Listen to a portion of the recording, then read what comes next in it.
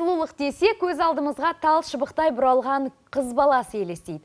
Әлемде қыздардың ең дұрыс дене пішіні 90-60-90 болса, ер азаматтардікі 98, 78, 56 екен. Қатардағы жұмыскерлеріміз салыстырғанда түрі тартымды адамның, әсіресе жігіттердің жалақысы 5%-ға артық болатын көрінеді. Нұржан, саған сол 5% бұйырмайды шамасы. Қалжыңдайым алтындай әріптесім ау. Сен негізі тартымды жігітсің. Бірақ соны неге қызлар байқамайды деп кейде ойлаймын. Айолым, бүгін сен маған көп тиісіп жатсың.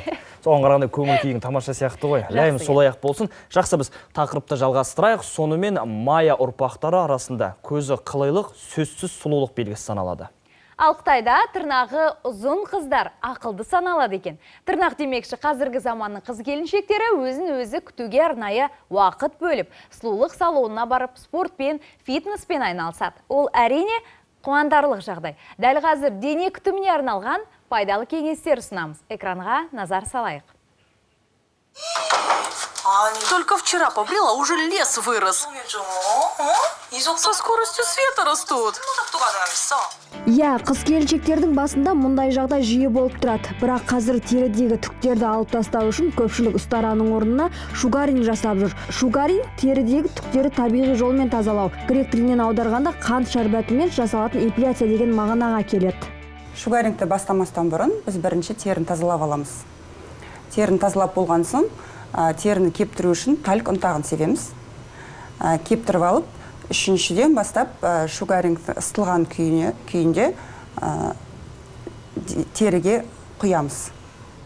Теріге құйып, жағып, сосын қолдың шапшаң қимылмен алып тастаймыз.